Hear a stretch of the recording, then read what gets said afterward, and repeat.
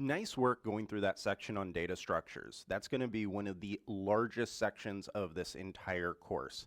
And now we're going to switch it up a little bit, and now we're going to talk about loops. And you may be curious on why I have a gumball machine here.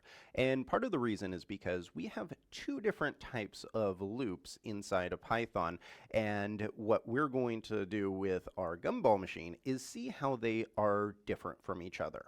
So the two types of loops are for-in loops and then while loops. And so let's talk about what the differences are, because both of them can be used to iterate over collections, over a range of numbers, over lists, anything like that. And so there's a very key difference, though, that I want you to understand before we dive into the syntax and see how they can be used. So as you can see with our gumball machine right here, if I were to turn this knob and pull it out like that, I get a gumball.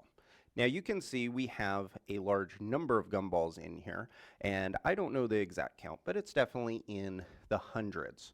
A for-in loop would be the ability to turn this knob many times, but only as many times as there are gumballs in here. So in other words, if I have 250 gumballs in this machine, a for-in loop will turn this knob and let a gumball fall out 250 times.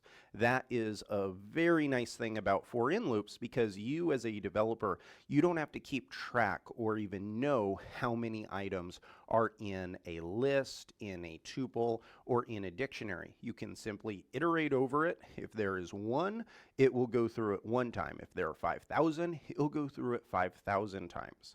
Now the second type of loop is a while loop. Now a while loop is very different. It's a little bit more low level. It's not quite as intelligent as a for-in loop.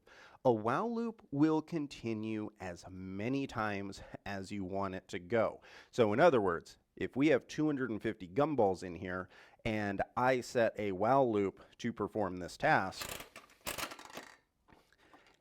and I don't tell the while loop when to stop, even after I've gone through and I've spun the knob 250 times, the while loop will keep on going. It will do it 1,000 times, 2,000 times. It will keep on going. And in fact, if you don't implement a while loop properly, then you will run into what's called an infinite loop, where the program will never stop, and eventually the computer or the server will just crash. And so what you have to do when working with a while loop is you as a developer need to actually tell it when to stop.